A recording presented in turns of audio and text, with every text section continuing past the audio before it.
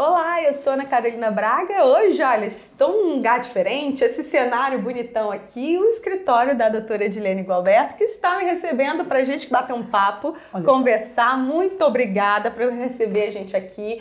Hoje eu vim até a doutora Edilene porque eu tô com um monte de dúvidas que vocês mandaram aí nos comentários sobre visto, principalmente visto para procura de trabalho. A gente sempre fala aqui no canal, pois é, mas eu tô com várias dúvidas aqui nos comentários e vou passar agora para a doutora Edilene para ela ajudar a gente nessa. Tudo bom, doutora? Vamos lá. Olá, Ana, muito obrigada por ter vindo e muito obrigada por me dar a oportunidade de tentar sanar essas dúvidas aí da melhor forma possível para os inscritos do seu canal.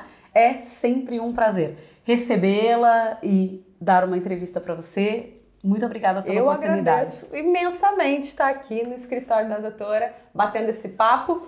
Olha, eu já vou começar aqui com a Solange Ferreira da Silva, que fala se ela pode vir, ela quer vir com visto de procura de trabalho, mas com um filho de 12 anos. Ela pergunta qual é o melhor caminho, se ele entra como turista. É a mesma dúvida também do Flávio Tarquinho, que fala que vem com a esposa, os dois vêm com visto de procura de trabalho, eles têm uma filha de 4 anos. Como fazer nessa situação?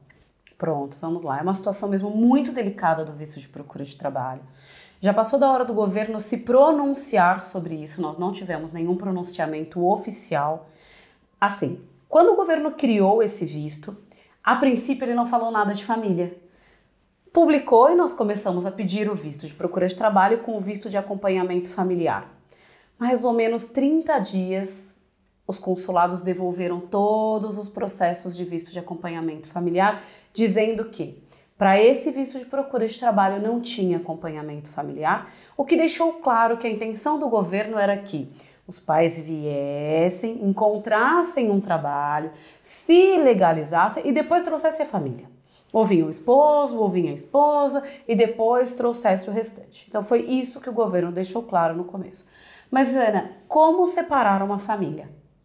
Vou eu na frente e deixo meu marido com 3 filhos no Brasil? Vem meu marido na frente e me deixa no Brasil com os nossos filhos? Assim, não foi uma situação justa. E o que nós começamos a perceber? As crianças vinham junto e não eram barradas. Existe um princípio na União Europeia de não barrar os dependentes, cônjuges, filhos menores, genitores com mais de 65 dependentes. Então existe um princípio de não barrar. Nossa expectativa é que Portugal seguisse isso. Se eu tenho um visto e eu tenho um filho de 4 anos, de 12 anos, completamente dependente de mim, onde eu estiver, ele tem que estar junto. Até então, é o que nós temos visto na prática. Se você me perguntar, mas doutora, isso é legal? O governo concorda? Se não está na legislação, o governo não deixa isso explícito, mas ele não barra. Eu, pelo menos, não sei se você já teve algum relato, eu nunca tive nenhum relato de que alguém que entrou com visto de procura de trabalho tenha sido barrado o filho ou o esposo, porque eu já tive cliente, por exemplo, que ela pediu visto de procura de trabalho para ela, mas o marido trabalhava remoto e não queria procurar trabalho aqui. E eles entraram juntos, ela com visto e ele como marido. Então, da minha experiência, a imigração tem liberado estes menores. Mas como esse seguidor falou, ele e a esposa vêm com visto. A minha sugestão é sempre, o casal tem visto. Vamos supor que em algum momento a imigração, que agora começou a pegar mais pesado, comece a olhar isso e fala assim, mas por que essas pessoas de procura de trabalho têm vindo com filho? Aí chega o casal, o marido tem, a esposa não. Se eles cismarem, eles mandam a esposa com os filhos. Fala, olha, não, quem tem visto é ele, a esposa volta com as crianças não voltam sozinhas. Se você tem o marido e a mulher, como é que volta? Se o pai e a mãe entrar, as crianças voltam com quem? Eu acho muito mais difícil. Por isso eu oriento todos os meus clientes, façam o visto para o casal. Se não encontrarmos outra alternativa de visto, porque o visto de procura de trabalho é o único visto que não permite o visto de acompanhamento familiar. Exatamente. Já trouxemos sobre esse assunto por aqui. Doutora Edilene Gualberto já deu outras entrevistas para a gente falando sobre isso, que os outros vistos, os vistos de residência, conseguem ali fazer na hora do pedido de visto também o visto de acompanhamento familiar. Em simultâneo. E até o de estada temporária, Ana.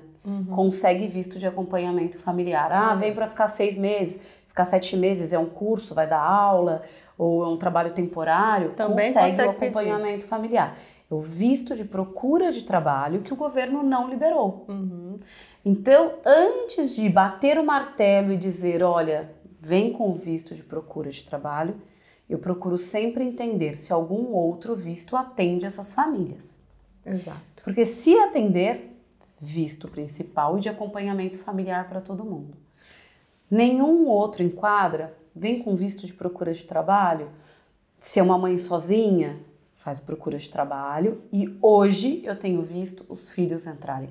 E eu digo hoje, gente, porque pode ser que amanhã a gente tenha um relato de que uma criança foi barrada. Exatamente. Como eu falei, também não vi nenhum caso de seguidor, de pessoa que tenha mandado mensagem falando que foi barrado o filho nessa situação, de acompanhando quem tem o visto para procura de trabalho. Mas exatamente isso como a doutora falou. Neste momento, na prática, ocorre assim. As crianças entram como turista. Os maiores de 18 anos, eu diria, já pede para fazer o visto, né? Sim. Mesmo que seja filho, eu vou trazer um filho de 20, 22 anos. A menos que ele seja deficiente, a menos que você comprove uma deficiência, uma incapacidade que o torne dependente. Do contrário, 18 para cima, visto próprio.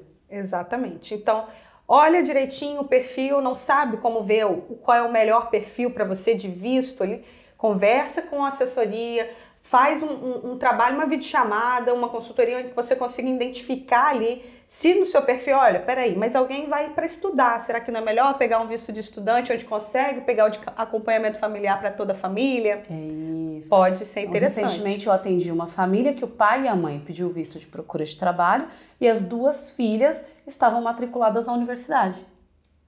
Então elas vieram com visto estudante, os pais vieram com procura de trabalho. Pronto. Então você vem com procura de trabalho, tem um filho de 18, vamos matriculá-lo num curso. Exato, cada um com o seu visto ali certinho. Agora, no caso das crianças de 4 anos, de 12 anos, e que vocês não se enquadrem, por enquanto, na prática, é o que a gente vê. As crianças entram como turista. Entram como turista, claro. Não sabemos em quanto tempo você vai legalizar o seu filho. Essa é uma dificuldade atual. Depois que você tiver autorização de residência, se der bastante sorte, o seu visto vier com agendamento da entrevista na AIMA, você passa na entrevista já com seu contrato de trabalho subordinado, passou na entrevista, recebeu a autorização de residência, com essa autorização de residência, a depender da idade, você pode entrar no portal do reagrupamento familiar, que agora também já foi ampliado, as idades dos filhos, você entra no portal e pode pedir o reagrupamento familiar. Pode ser que demore? Pode ser que demore. Sim. Mas é isso, assim, as crianças ficam, o governo é obrigado a fornecer escola para a idade escolar obrigatória, então isso não vai ser um problema. Mas, enfim, não vai ter subsídio, não vai ter número de utente, tem algumas questões que vão ficar paradas até que as crianças estejam legalizadas. Certo. Então, boa sorte, Solange, Flávio, toda a família de vocês. Que dê tudo certo, muito sucesso. Olha, vou trazer outra pergunta aqui da Ana Paula Maciel, sobre a compra das passagens para o visto para procura de trabalho. A pergunta em qual momento comprar? É após o visto ser aprovado? Como é que funciona esse pedido de reserva de volta para o pedido de visto, que a gente fala muito? Ah, mas serve a reserva. Mas como é isso? O que a senhora aconselha? Pronto, vamos lá. A questão da passagem é sempre uma polêmica muito grande. É uma polêmica entre os aplicantes do visto, é uma polêmica entre as assessorias e é uma polêmica entre as agências de turismo que vendem passagens. Recentemente eu conversei com um amigo do turismo e o que ele disse o consulado português só exige uma reserva de volta, não te exige o bilhete emitido. Exige uma reserva, que você tenha uma reserva feita. E esse amigo falou para mim o quê? Se nós ficarmos com muitas reservas, eu posso... Por quê? Porque essa reserva cai. Eu posso ter problema com as companhias aéreas, que em algum momento pode ver que eu faço isso.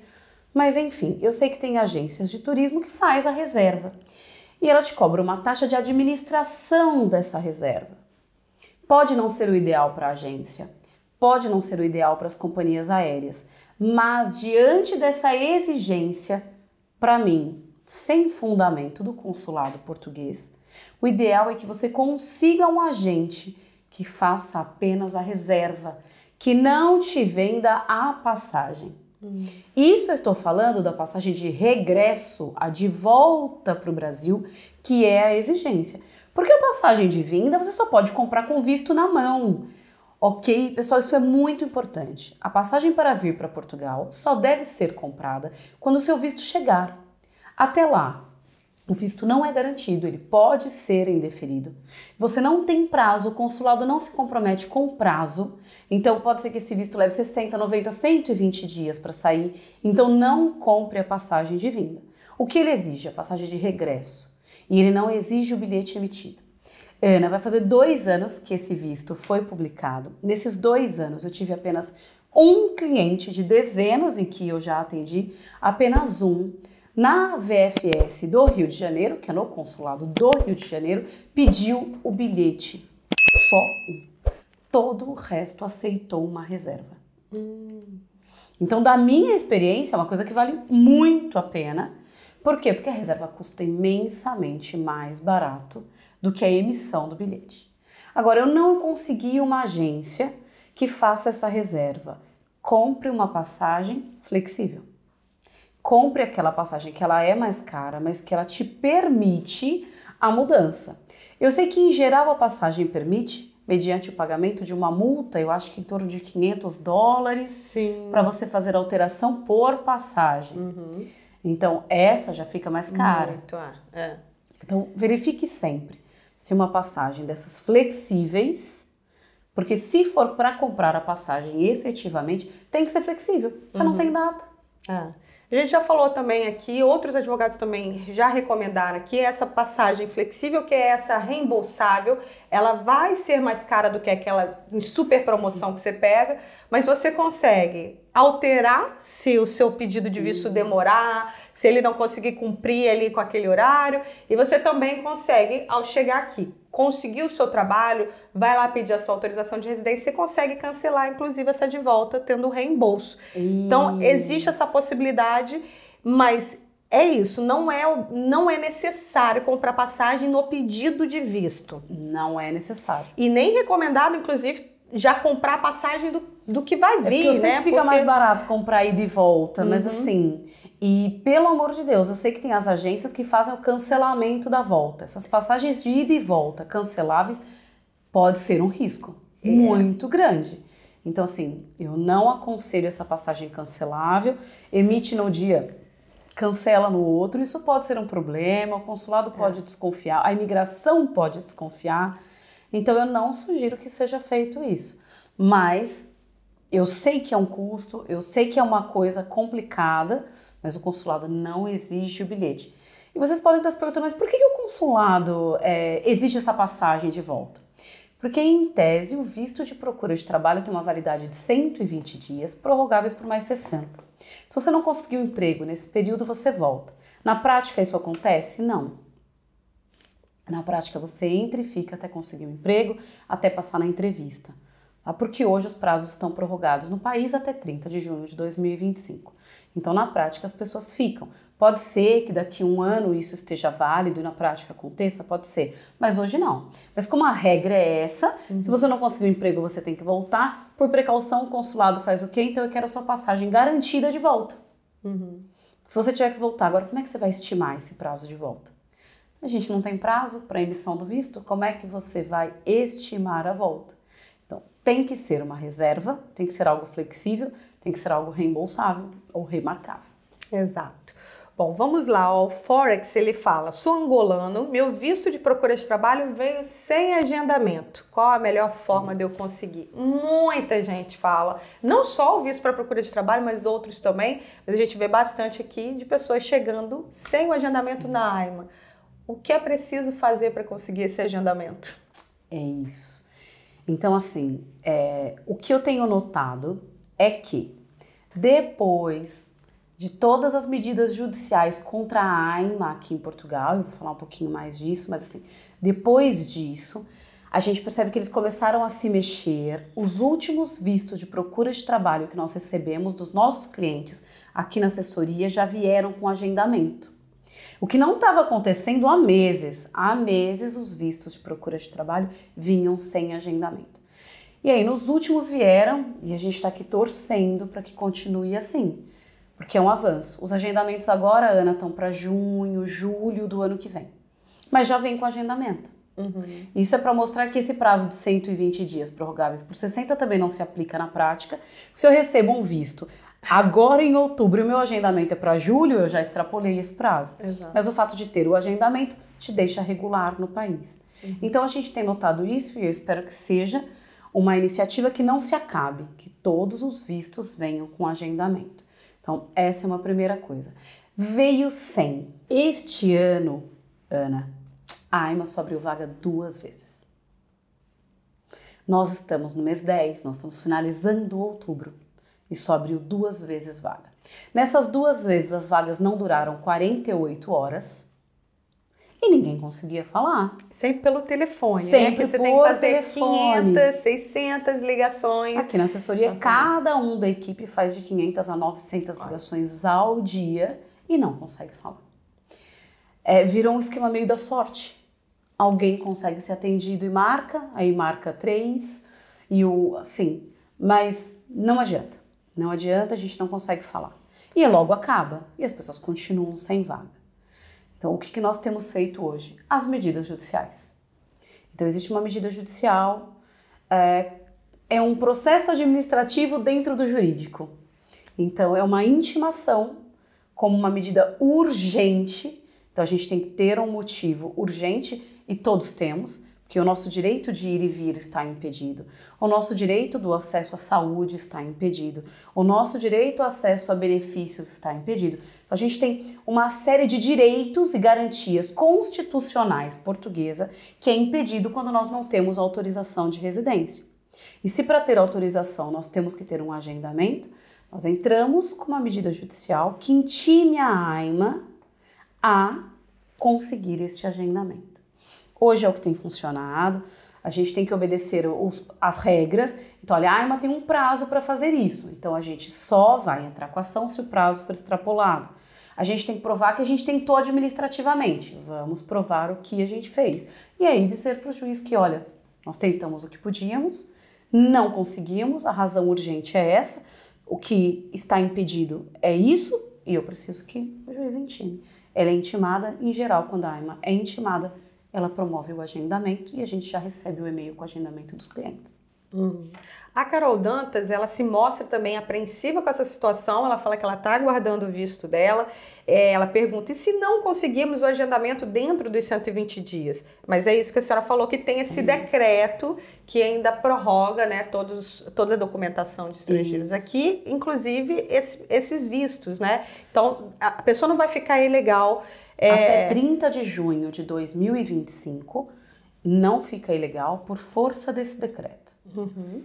Esse decreto vem sendo prorrogado desde 2020, o decreto que começou na pandemia. Então, imagino que, se 30 de junho o governo não resolveu, ele prorroga de novo. Resolvi, tô com vagas, tô com portais, acabou o decreto. Não resolveu, prorroga o decreto. Mas é isso, se não conseguir, as pessoas têm ficado, até conseguir. E ela também pergunta se as pessoas estão tendo essa dificuldade em conseguir. Então, sim, tem dificuldade através do agendamento, não tem agendamento disponível para essas pessoas que vieram com visto, vieram da forma legalizada, da forma que o governo orienta a fazer, mesmo assim chegaram sem agendamento, é um transtorno. É possível, então, essa questão da ação entrar, ou seja, ter mais um gasto, ir lá, contratar um advogado para fazer a ação judicial e solicitar esse agendamento. Agora, tem uma via que, se a pessoa quiser, a autorização de residência CPLP. É possível? Sim, sim. Nós estamos falando da autorização tradicional. A entrevista é para autorização tradicional, no formato de cartão, já com biometria, foto válida em toda a União Europeia, no modelo padrão. Então, nós temos a autorização da CPLP, que é um portal que quem tem visto pode pedir. Essa pessoa está completamente legalizada em Portugal e já começa a valer para fins de carta de condução, número de utente, processo de nacionalidade depois de 5 anos, benefícios para arrumar emprego, já começa a valer. O que é a desvantagem dela? Não é um cartão, é um papel, uma folha 4, um sulfite, só com seus dados. Você tem que andar junto com o passaporte, não é uma coisa que tem fotografia, que é válido como documento de identificação, não é. E não é reconhecido fora de Portugal. Eu estou há 1 ano em Portugal com uma autorização da CPLP, eu vou passear na França. A França não reconhece esse documento, ele vai achar que você está ilegal. Vai te cadastrar numa plataforma e essa plataforma pode ser um prejuízo para você no futuro em outros países ou até mesmo em Portugal. Exatamente. Então, isso é um problema. Então, essa é uma grande... São as desvantagens, não ser um documento e não estar autorizado. Mas é uma vantagem para já chegar contando todos os prazos. Aí é uma escolha. É colocar na balança e ver o que é mais importante para você. Ter um documento agora, estar ali... Porque assim, legalizado essa pessoa estará, porque ela está com visto aguardando o processo na AIMA. Sim. Agora, não, ela precisa logo de um número de utente, ela precisa de algo, transformar, né, a carta, a CNH para a carta portuguesa, por exemplo. Muitos casos aí dos caminhonistas, por exemplo, podem fazer aí a conversão da RCPLP, agora saber dessas desvantagens, pelo menos por enquanto. Há promessas do governo, a gente já fala sobre isso por aqui, Sim. há pedidos, né, a gente também fala sobre isso, há petições que estão acontecendo e que podem mudar a RCPLP, a gente torce para que isso aconteça logo, Sim. mas que por enquanto a realidade é essa, inclusive para o não reagrupamento familiar de quem tem a RCPLP. É verdade, Ana, é bem uma lembrado, grande um outro desvantagem, grande né? prejuízo, não pode reagrupar os familiares. Até Não agora, nada de conseguir essa alteração para reagrupar. E os filhos, por exemplo, os dependentes de quem tem a RCPLP. Sim, se for sozinho é uma questão de pensar, mas se tiver família, Exato. pode ser um fator que complique muito. Agora vamos para outra questão que eu sei que também está complicada, que é a questão do NIS. Como é que tem sido na prática solicitar esse documento aí depois que mudanças aconteceram, né? Muito recentemente, foi do dia para a noite, fiz os pedidos dos meus clientes na sexta, na segunda eu recebo um indeferimento pelas novas regras. E ainda quem é CPLP, né, da Comunidade dos Países da Língua Portuguesa, tem alguma vantagem, porque se tiver um visto, ou um pedido de visto, ou um pedido de autorização de residência, pode fazer, mas tem que ter o comprovante laboral, o comprovativo de que está exercendo alguma atividade em Portugal. Então, o que eles têm aceitado? O contrato de trabalho, a abertura de atividade. Por quê? Porque a abertura de atividade é para você ser um profissional independente. E o contrato pode ser de prestação de serviços com atividade aberta e pode ser um contrato de trabalho subordinado. Essa tem sido a parte mais difícil. Porque, ok, as pessoas pediram o visto, ou as pessoas já têm um agendamento, ou as pessoas já passaram entrevista e estão esperando. Mas nem todos têm o contrato de trabalho. E essa tem sido a parte mais difícil, Ana. Recentemente, eu fiz uma declaração para uma empresa, porque a minha cliente, eu fiz o visto, eu fiz o NIF, eu fui fazer o NIS, bem no período em que barrou. E o dela foi um desses que foi impedido. E a empresa pediu.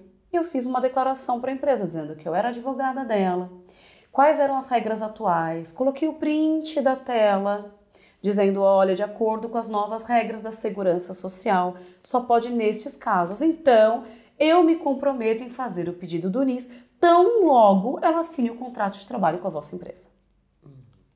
A empresa assinou o contrato, eu fiz o pedido e em 2 dias esse NIS estava liberado. Aquilo que levava 30, 40 dias, porque tinham muitos pedidos, agora sai em 2, 3 dias pela minha experiência, mas você tem que cumprir esses requisitos. E isso é muito complicado porque eu vejo muitos comentários de pessoas, tá? Eu vim com visto para procura de trabalho, eu preciso ter um contrato com uma empresa, mas essa empresa me cobra o NIS e o NIS cobra um contrato. Então você vira um ciclo de o que tem que fazer primeiro. Parece que a gente não sabe. Então, na prática, isso funcionou. Você se comprometer ali como advogada de que com essa empresa foi uma coisa super eficiente. Na hora eles assinaram, entenderam. Claro que eles também precisavam muito contratar. É uma questão semelhante à manifestação de interesse, Ana. Só contratava se tivesse a manifestação de interesse, nem com visto eles contratavam. Eles perceberam que agora não tem manifestação, começaram a contratar com visto. As empresas começaram a perceber também que não vai ter NIS sem contrato. A empresa pode pedir. Exato. Ela pode fazer o pedido. A empresa não quer por uma questão de comodismo. Eu prefiro contratar quem já tem. Mas a partir do momento que eles percebem que para contratar alguém que acaba de chegar ou que está disposto a assumir determinadas funções, eu vou ter que fazer, eles vão ter que fazer. Ou eles vão ter que esperar. E foi isso que aconteceu com essa, e eu já vi outros casos, outras pessoas que já pagaram consulta e eu pergunto, falo, mas e aí, como é que tá essa situação? Ah, aconteceu assim, a empresa esperou. Então não tem o que fazer, a empresa também tem que se adaptar. Do mesmo jeito que você precisa do trabalho, a empresa também precisa dos funcionários. É uma coisa que acontece bastante em Portugal, nesses 4 anos aí que eu falo de Portugal, uma coisa que eu vejo bastante, essa divergência da documentação e essa falta de informação dessas atualizações, porque as atualizações vão acontecendo de maneira muito rápida. Sim. De uma hora para outra acaba a manifestação, de uma hora para outra pede contrato no NIS. Então são coisas que vão acontecendo e que as empresas não vão entendendo, né, toda aquela situação. Sim. O que prejudica muito quem está chegando agora, que está chegando com o seu visto, com tudo certinho. Mas você não tem ideia do desespero das empresas. Eles precisam contratar, as agências precisam contratar e também entram em pânico. O que eu faço? O que eu faço? E começa a acelerar as pessoas. Eu preciso do NIS, senão eu não consigo te contratar. E existe uma falta de informação interna. E falta de vontade também, porque para mim, sinceramente, tem que ir atrás de informação. Sim, aqui nós temos muitas empresas, pequenas e médias empresas, porque a gente vê que as grandes empresas, que você tem um setor de RH, estão mais eles conseguem identificar tudo que está acontecendo, né? Eles são obrigados a isso. Agora, a pequena e média empresa que é ali, familiar, que é só... As agências, né? Isso. Os departamentos, aquelas empresas que são só recrutadoras. Exato, acaba não acompanhando toda essa mudança de documentos aqui em Portugal e muita gente acaba sofrendo isso. Mas na prática é interessante conversar com a empresa, mostrar ali, olha, agora para eu fazer o NIS eu tenho que ter isso, tentar até educar mesmo, né? Informar o que está acontecendo. É porque eu oriento muito o cliente. Às vezes a pessoa paga uma consulta porque ela conversou numa empresa, ela tentou explicar e a empresa não entendeu. E aí eu dou um passo a passo. Olha, você vai chegar lá, você vai dizer que a manifestação não existe mais, porque o governo quer que o visto seja válido. Que você veio com um visto específico, que é visto de procura de trabalho, que é reconhecido pelo governo, que é assim, que é assado. Eu já vi contratações com o número do visto. Agora, você falou também sobre atividade aberta. A pessoa que vem com visto para procura de trabalho, para apresentar a AIMA, ela precisa ser um contrato subordinado, ela precisa trabalhar para alguma empresa. Então, há alguma maneira, é válido a pessoa abrir atividade para poder ter o NIS e aí ela ir lá e ser contratada numa empresa? É válido isso? Porque depois ela vai ter essa pendência aí de ter uma atividade aberta que exige responsabilidade, né? Direitos, fiscal, deveres e tudo mais. Exatamente.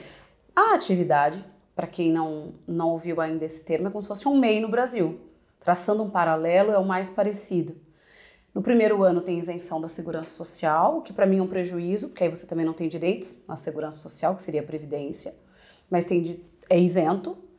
E você só vai pagar o imposto se ultrapassar o limite anual. Hoje é 14.500 euros ano que você pode faturar emitindo os recibos verdes, é como se fosse a nota fiscal. Só que para fins de entrevista na AIMA, a emissão do recibo não é válida. Ela quer o contrato de trabalho. Para esse específico de visto de procura de trabalho, né? Procura de trabalho. Então, as pessoas que já chegam e falam assim, eu vou ser um prestador de serviços, ou ela vai fazer a R da CPLP, que a gente acabou de falar, e aí ela está livre para ser uma prestadora de serviços, ou ela vai ter que procurar o contrato de trabalho. Agora, entrei no desespero pelo NIS.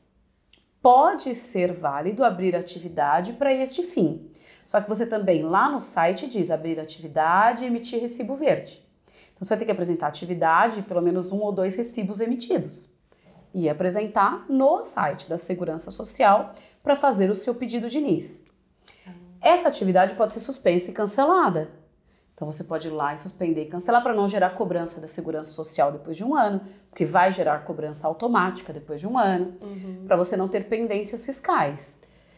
Então, também não seria algo imediato de, eu abri a atividade e consegui o NIS, porque tem que ter ali um recibo, ou seja, tem que ter uma prestação de serviço. Eu faria no último caso. No último caso, olha, já não sei mais o que fazer, aí eu abriria atividade. Certo. A melhor via é conversar com a empresa. Sim. Procurar empresas que já entendam toda a situação, mas eu entendo que você está chegando agora, que você precisa de um trabalho, nem sempre vai ser rápido, fácil, então é tentar conversar ali toda essa situação do início para que a empresa te forneça o contrato e aí você possa, então, solicitar o documento ou a própria empresa solicitar o NIS, né? Sim, que é possível. Então, vamos para mais uma aqui, ó. O Lucas Maia, ele fala que o visto foi enviado dia 28 de abril e no dia 19 de agosto, ou seja, 4 meses depois, chegou ao consulado e até hoje nada. Então, mais 2 meses aí e que não tem nenhuma resposta, nenhum tipo de pendência. Ele falou que ele já tentou ligar várias vezes, que ele mandou e-mail, mas que disseram que não há prazo e que ele precisa realmente aguardar. Ele até fala, eu acredito que é uma tentativa de desestimular as pessoas com visto. O que falar para o Lucas, que está aí há meses aguardando, já são quase 6 meses, com o pedido de visto ali, sem nenhuma resposta, sem pendência, sem nada. Assim, Ana, desistir do visto hoje jamais. As formas de legalização no país sempre foram muito restritas e sem a manifestação de interesse, não tem o que fazer as pessoas que querem se legalizar pelo trabalho. A menos que seja docente, altamente qualificado, investigador, a menos que sejam essas áreas, a gente não tem o que fazer para legalizar. Então, assim, não pode desistir do visto. Uma segunda coisa, assim, eu não tenho aqui na assessoria nenhum caso que tenha demorado tanto. Então, não é uma experiência profissional que eu tenha. Mas o que já aconteceu para atrasar processos de visto? Exigências, a triagem da VFS detectar que os documentos não estão completos, a VFS se perder com os documentos. Acontece. Isso já aconteceu. Já me pediram documento, eu enviei documento que pediram novamente. Então... É isso. Ou a gente percebe que ficou lá parado e eles não enviaram para o consulado por algum erro deles. Isso eu também já percebi. E ter chegado no consulado e o consulado também, por alguma forma, ter se perdido. Mas 60 dias no consulado é o prazo esperado. 4 na VFS não, mas 60 no consulado é esperado. A minha espera da VFS é de até 30 dias. Então, esse é o meu limite. A partir daí, os clientes começam a enviar e-mails e quando não tem retorno, eu também já entro como advogada, coloco por uma procuração e digo que meu cliente precisa de um retorno. Então, é isso que a gente faz. Mas eu vou dizer assim, Ana, em 4 anos eu precisei atuar pontualmente por causa de demora umas 4 ou 5 vezes. Não é nada que eu diga assim, olha, é o usual. Não é. Em geral, segue os prazos. A espera de 90 dias até 120 dias tem sido algo que está sendo normal. comum. Eu falo para todos os clientes, de 90 a 120 dias é a média entre chegar na VFS, ir para o consulado, receber uma exigência ou outra e o parecer final chegar. Então, assim, precisa fazer reclamação? Precisa. Precisa enviar e-mail para o consulado, precisa enviar e-mail para o MNE, que é o Ministério dos Negócios Estrangeiros, precisa enviar e-mail para a VFS. Eu costumo copiar todo mundo, tá? Então, agora ele não disse qual é a VFS. Ele só disse que tá chegando a 6 meses de espera. Hoje, para mim, a mais demorada é a de Salvador, costuma ser a mais demorada. Depois de Salvador, o Rio de Janeiro, então costumam ser os mais demorados. E as pessoas têm relatado muito problema com Recife, direto no vice-consulado. Eu hoje, apesar de não ser fã do trabalho da VFS, eu ainda prefiro pedir por ela. Ok. Então, a minha experiência com Porto Alegre e com Recife me levam para as VFS. Por quê? Porque eu ainda tenho alguém que responde meu e-mail demorado ou não, eu ainda tenho onde discutir algumas coisas e existe um padrão no procedimento. Porque, querendo ou não, a VFS padronizou até para conseguir atender. Então, não gosto, acho que por tanto que eles ganham e para o volume de atendimentos, eles tinham que ser muito melhores e muito mais organizados e padronizados, mas hoje eu ainda acho que é mais fácil lidar com eles. Certo. O Lucas, então, pergunta, né, se é normal esse atraso esse tempo, pelo que a senhora está falando, o tempo no consulado dele está fazendo 2 meses agora, é normal. Sim. O que demorou realmente foi esse tempo na VFS, que ficou ali provavelmente com o processo parado. Esse tempo aqui já não é legal. Agora, não, esse não acho que seja normal, o da VFS. Acho que eles se perderam ali, talvez tenha faltado algumas medidas aí, Lucas, pontuais, de e-mails e de reclamações, e de pegar um pouco eu no pé mesmo, olha, deles. 3 anos atrás solicitei aqueles serviços todos para ter SMS e tudo mais, não recebi um. É isso. Não recebi um e acompanhamento. Atualmente isso tem acontecido de novo, e aí a gente entra com essas reclamações. Recentemente eu fiz um e-mail para a VFS de São Paulo, em nome de vários clientes, cobrando uma posição, porque já estava chegando perto dos 30 dias, e aí assim, a gente copia Deus e o mundo nesses e-mails, para que notem que o serviço está ineficiente. Então, um caminho aí é mandar um e-mail para todos esses, MNE, VFS, o próprio consulado junto com a VFS. Faz a cópia tudo certinho, explicando ali as datas que foram para tentar entender. E se realmente não conseguir, procurar uma ajuda jurídica, né, uma assessoria em que possa intervir numa situação como essa, pode ser o caminho. Agora, deixe todo mundo mais tranquilo ali de que, olha, você que está aguardando aí a 90 dias, a 120 dias, não se desespere, porque é o que tem sido normal mesmo hoje. Nada a mais do que isso, né? Vamos lá, olha, a Fátima, ela é de Moçambique e ela fala que ela não está conseguindo agendar para o visto de procura de trabalho há 2 meses. Fala que o consulado lá está parado. Cada consulado, cada país tem as suas regras. Suas regras, não tem muito o que fazer. E nem todos exigem agendamento. Então, no Brasil, por exemplo, a gente não precisa do agendamento para o visto. Então, a gente pode enviar pelos correios. As últimas entrevistas que os clientes passaram, que é muito raro, foi por videochamada, não foi presencial. Então, a gente tem menos essa questão.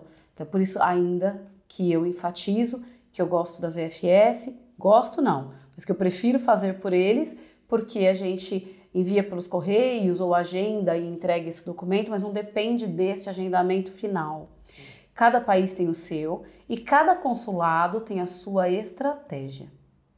Então, às vezes, eles começam ali, olha, tá com muito desse visto, então vamos liberar esses primeiro para depois fazer mais. Então, a gente nota que existe uma estratégia interna, nada declarada, ninguém fala sobre isso, mas na prática a gente percebe pode ser uma estratégia desse consulado segurar um pouco esse visto, daqui a pouco liberar. E na época de estudo, Ana, é muito comum todos os vistos atrasarem, porque a prioridade é o estudante.